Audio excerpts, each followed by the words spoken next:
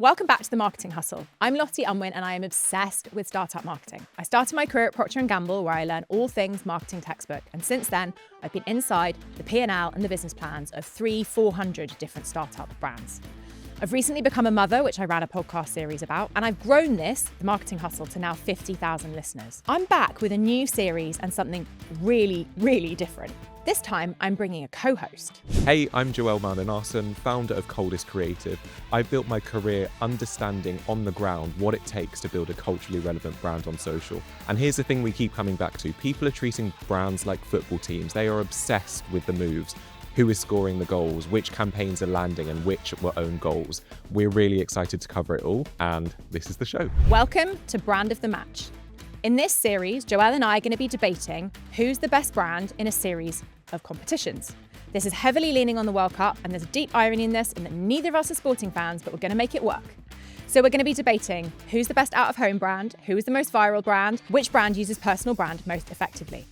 The rules are pretty simple. We're going to have the debate. We've got a couple of cards to show you.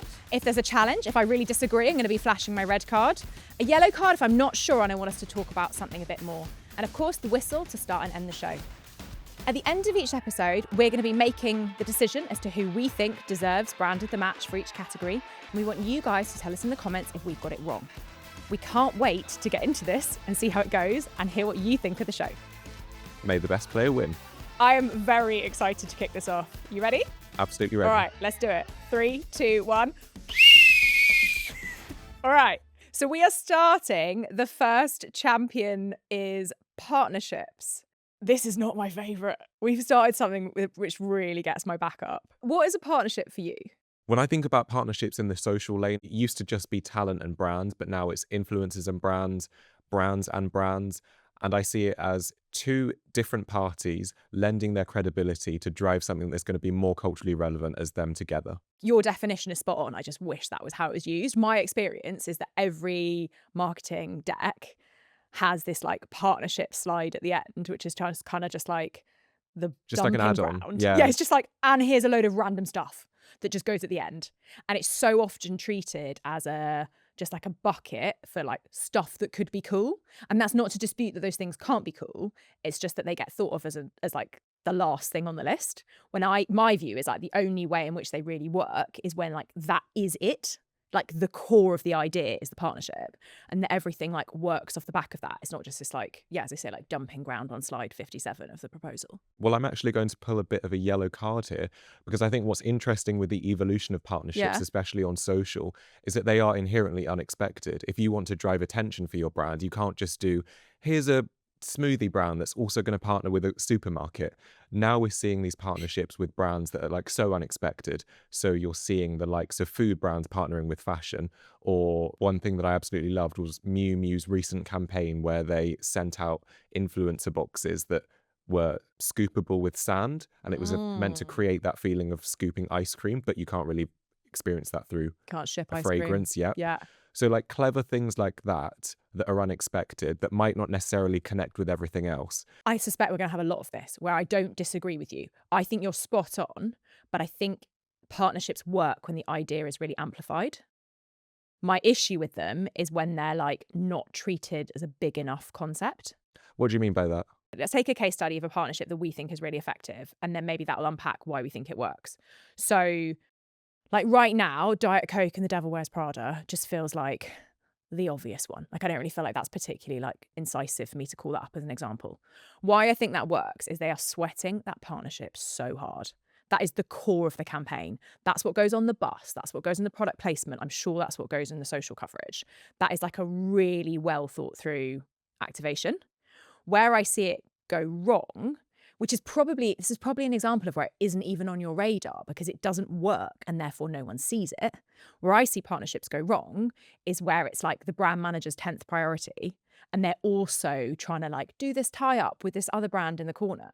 But if it's not the heart of the creative idea, no one sees it. So maybe what I'm talking about is what I see in the industry, but because the partnerships fail fundamentally, they're not reaching you. And so it's kind of like not something that drives you as mad as it drives me. Well, I think actually we're saying the same thing, but just from different angles. Yeah. Because from a social perspective, my biggest frustration when I'm working on a campaign and perhaps there is a partnerships team, is when their suggestion is, oh great, why don't we just like plop the TVC thing, or like put that bus ad that we did and like maybe put that on social and hope for the best.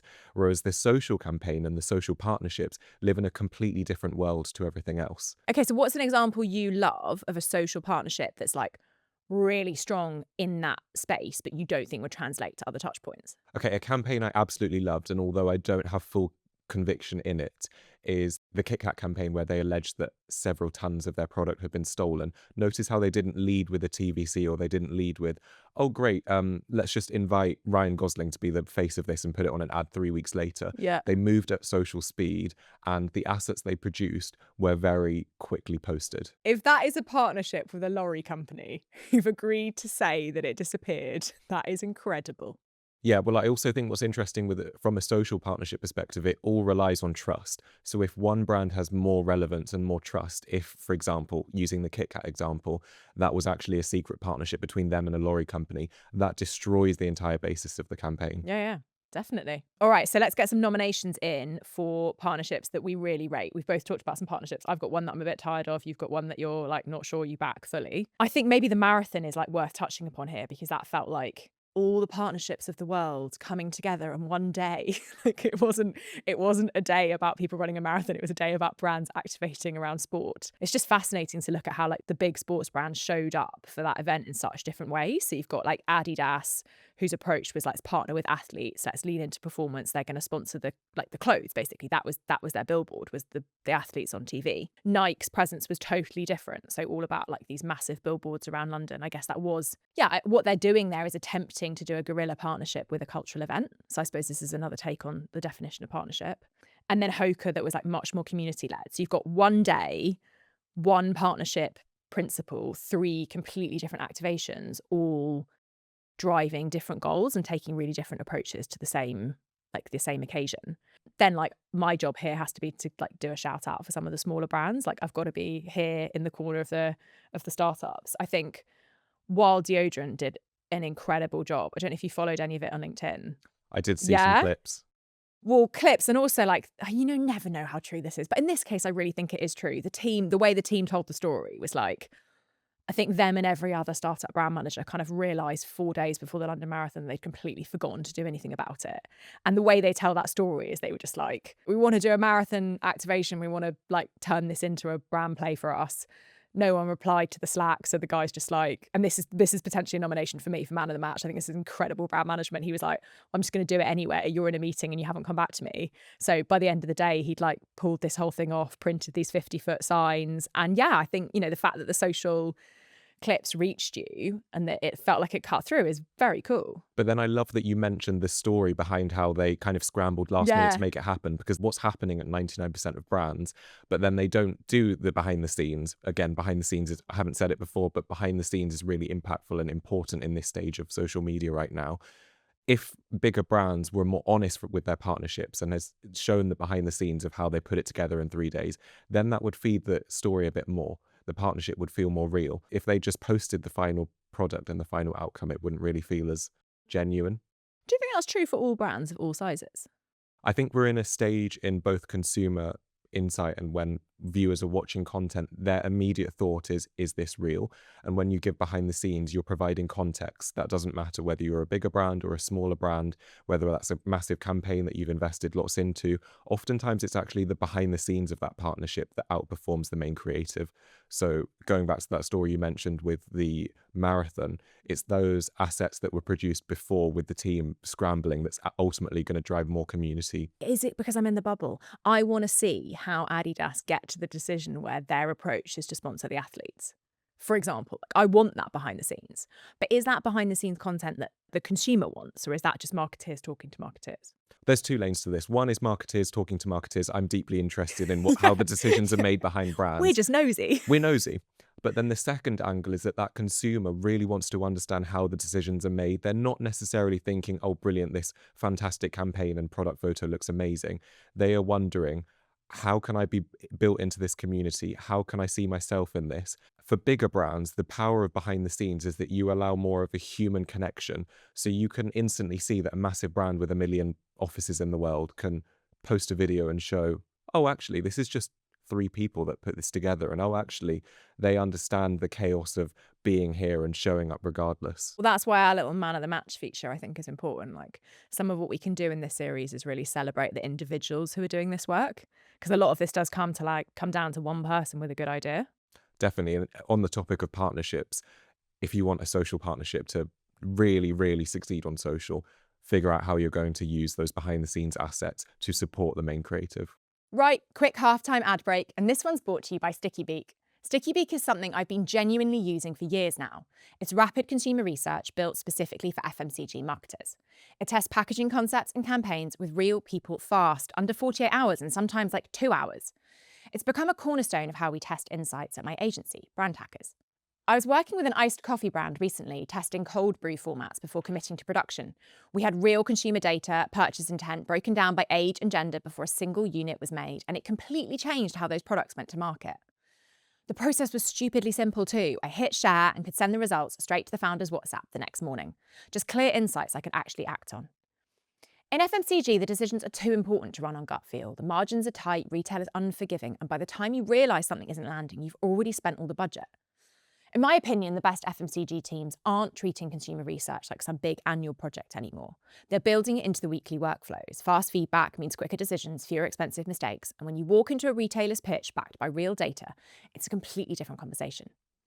Stickybeak, rapid consumer feedback built for FMCG. Check out stickybeak.co or the show notes for more details. Now, second half of the match. Let's go. We talked a bit about social partnerships. For me, partnerships is often more commercial. So it's often about distribution or about reaching someone else's customers or accessing someone else's audience in more of a, less about brands and more about how you might position yourself. The launch of the Poppi drink in Pret is one that isn't quite sitting right with me in this vein. So Pret don't do branded product. Their thing is Pret, and I'm a diehard Pret fan. But Pret roll out this soft drink, and I don't really get why. And so I'm kind of opening this up as like a public discussion, like if anyone can help me understand what the thinking behind that was. I saw a really interesting teardown of this on LinkedIn of someone drinking a Poppi in a Pret, being like, this is an American drink. Yeah, I saw that. Yeah. Was it Salt co-founder that posted it? I mean, probably. I absorb absorb everything he does. But that really struck me. I've been feeling weird about it anyway. And then you have someone saying, this tastes American. And I'm thinking, right, this is a business that deeply understands their consumer. Pret clearly know exactly what their customer wants. Don't make decisions about taste profile that's wrong. And so that makes my brain go like, where's the cash here? Like, what's the commercial discussion that's made that possible? And for me, that's like, I'm going to get my yellow card. Because that is a hard yellow card. Like, I'm not ruling it out already, but at the moment, I just don't get it. Do you think I'm missing something? I think you are. I almost see Poppi's introduction to Pret in the same way that we're seeing this rise of American fast food chains that are landing in the UK, because there's this real novelty around American food, American drinks. I'm not convinced from a commercial perspective how long this is going to last, i.e. I've tried it twice, it's too sugary, not going to buy it again. But from a social perspective, I already know those assets that are like, Poppi's just arrived in London, let's get a black taxi and really theme this and world build. Very easy from that perspective. Interesting. So you're almost saying, yes, it might be a flash in the pan. Yes, it might not make sense long term, but that doesn't mean it's not super valuable right now. Agreed. Yeah. Very interesting take. And I think it's part of a wider trend of this almost intercontinental obsession. So our obsession with the American foods and the American drinks, and then their obsession with the British. And I also see it from a social perspective. As a creator, if you post a video and you start your intro with, as an American who's living in London, your views are going to skyrocket. And from a brand's perspective, if you can position a British event within an American world, it's really engaging from that perspective. So that's a partnership I really believe in. So I do actually have to disagree with you on that. Okay, we've got a conflict. It makes me sad because I want Pret to be able to do it without having to. It feels like a bit of a sellout. I think that's why it doesn't sit right with me. And I get your logic. I get what you're saying, that it's going to get the impressions. And I'm sure that graph looks like super sexy of how many eyeballs came to the Pret brand because of the Poppi launch. But I don't think it reflects that well on Pret, that they got customers in for something they didn't love that won't be there when they come back long term. I don't know. Maybe I'm just being like romantic about old channels.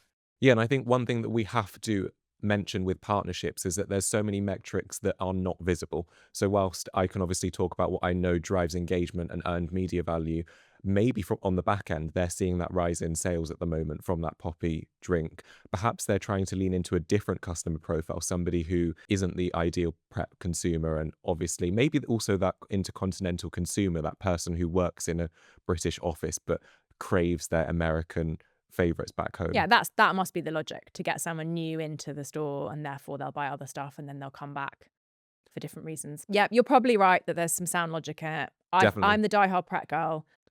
I'm not the new customer, and I don't want American drinks in my Pret. Definitely. And I'm sure we're aligned in that. One of my biggest gripes on LinkedIn and TikTok is when somebody looks at a social partnership and thinks, oh, that didn't go viral, so like not worth it. When actually, as you're in the business of like the commercial side, the distribution for Poppi, that's a really significant campaign for them. Yeah, it's huge. And it creates a halo effect for the next retailer or brand they want to get into. So I was on holiday and my TikTok was full of a Lucky Saint and Lime Bike partnership that ironically was 2 minutes outside my house. So the frustration of being a marketer with this big activation happening where I couldn't go and get the selfie was killing me. But there was a shop, which is an estate agent, that they turned into this pop-up where you could Lime Bike past and you would get a Lime Lucky Saint kind of dropped out of the patch, I guess, into your basket. And what do I think about this? I think it's really clever. I think it's really interesting that that is not something that would have got, like, I know the footfall from that is not significant. I know it's a couple of days. It's a small, in reality, it's a small thing, but the digital footprint of that small thing is clearly huge because it reaches me in another country. I guess on that grounds, it's really cool, right? And that does what it needs to do. You're going to have a much more informed kind of social take on that than me. What do you think? I think what's really interesting is they really built this campaign on one insight, which is that people carry their drinks and alcoholic, non-alcoholic in the tray of the Lime Bike. So it's a habit that their consumer already has. Yeah. And I think the best partnerships, and this is an example of this, they connect something that we're already doing, like a learned behavior or a connected activity. And people think, oh, this just makes sense because I do that on a random Tuesday. And it's all about a very specific magic of being a Londoner in summer. I think it's an alcohol-free beer with electrolytes that tastes of lime. That's like, so that like hot day when the central line is miserable. It's really like, that's what that's going to save you for. And those are the days where Lime biking is just glorious. So I guess in that sense, like those two brands working together feels so clever. And the activation is super clever because of the reach. What I think is interesting about it is it's a very small thing. If we can talk about partnerships as these like cool, sexy, massive concepts. What they actually did was put some MDF around an estate agent and throw some Lucky Saint cans out of a hole.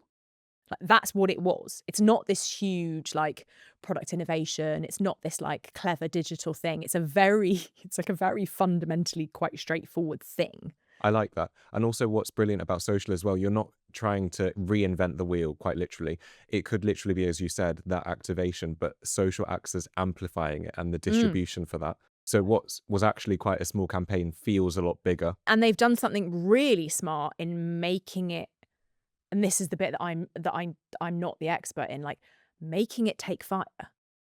Because presumably that's about how you seed that content. You can't just do that and assume it will go viral.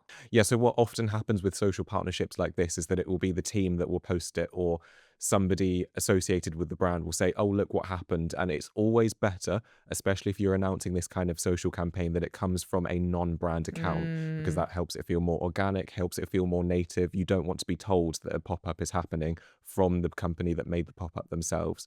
So it's all about creating this if you know FOMO effect. And I think that campaign is a brilliant example of it. Interesting. So our hunch is that there will have been a very cleverly designed first engagements to sort of set the sparks for this. Definitely. And an interesting example of social partnerships that do well, the brands that have really successful employee programs, their social partnerships tend to perform better because before the brand has even posted anything, they've got 50 people on the team who can essentially cross-share that information. And that drives a lot more engagement and a lot more honest community feedback than we are so excited to announce. For example, M&S with their Casa del Compliments campaign, how you saw it popping up from the marketing director, from several other people on the team. They could have just put it on the official page, but it was that distribution they got beforehand. Okay, we'll have to save some of that for our virality debate coming soon. I do have a nomination for the champion here. I talked about the wild work around the marathon, which I think is great and I think deserves like special mention. I propose that we award brand of the match to Unplugged for the work they did with Damson Madder. Got a lot of time for Damson Madder on the whole and their partnership strategy. And I was lucky enough to interview the head of brand and partnerships very recently who, she gave such a good, I was so obsessed with her. We're the football fans here. Yeah, exactly. She gave me such a good definition of how they approach partnerships in terms of like, you can imagine what their inbox is like, right? Like every brand wants to be part of that cultural phenomenon and wants to like take a piece of their audience. And her approach is like, she kind of just ignores her inbox and really starts with a blank piece of paper to be like, right, who do I want to be affiliated with in every single category? Builds her hit list and her strategy. And then she's like, and then I check my inbox and often there's an email from them. I'm like, I love that for you.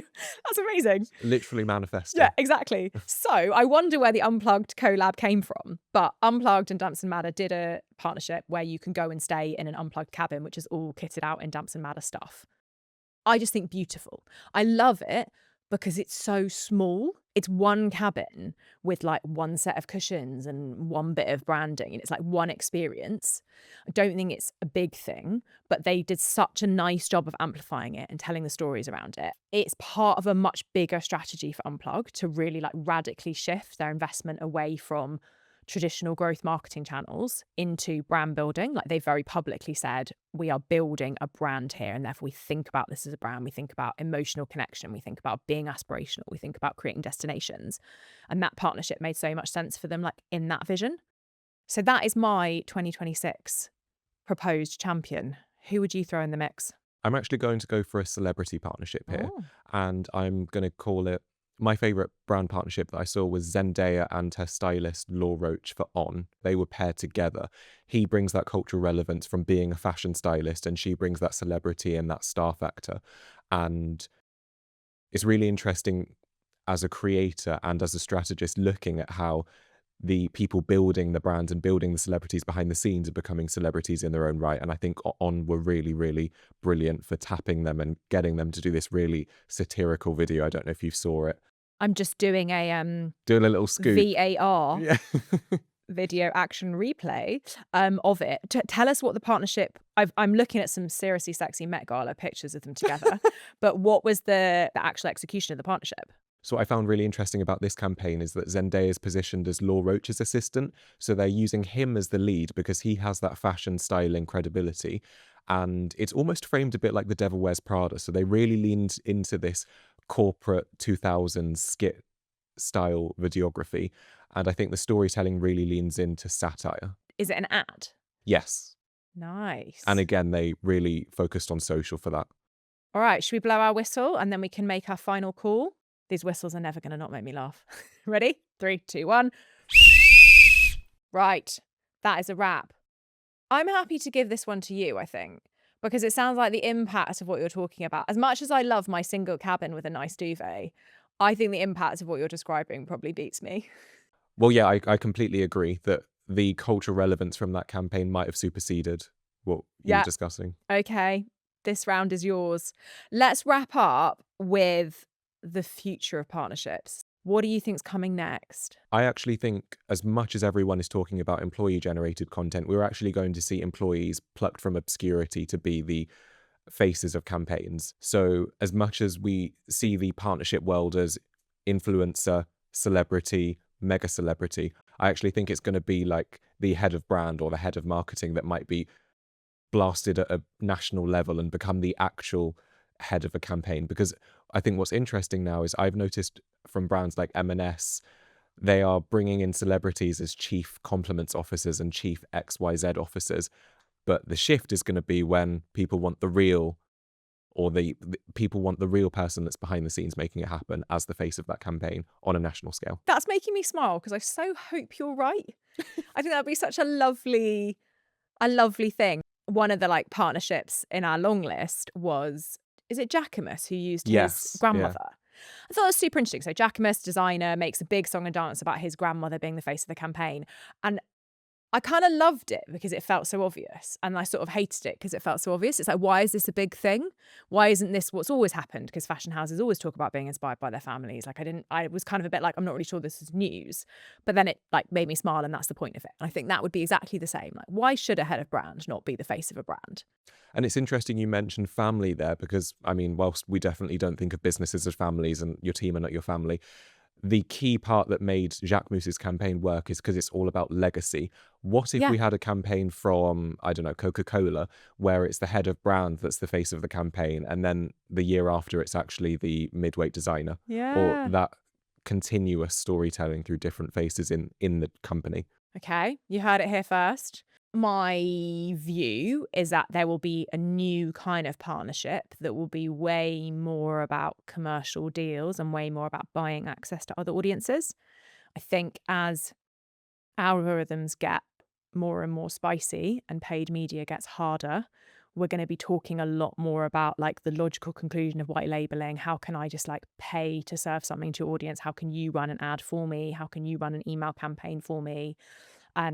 So it's kind of like we've got two quite different prophecies here. Yours is like very top of the funnel and around storytelling. Mine's a bit grittier. I think there's going to be a lot more like cash changing hands under the lens of partnerships just to drive growth. Bit of heaven and a bit of dystopia. All right. So it looks like I've won the match. The brand of this match is On and their campaign with Law Roach and Zendaya. Woo! That's full time on today's episode. Thank you so much from Joel and I for listening. One small ask, please subscribe wherever you're listening. It makes a huge difference to us and helps us keep bringing you bigger and better ideas. Follow us on Instagram, TikTok and LinkedIn. All the handles are in the show notes. And jump in the comments if today's episode sparked anything. We'd love to hear from you. See you next week.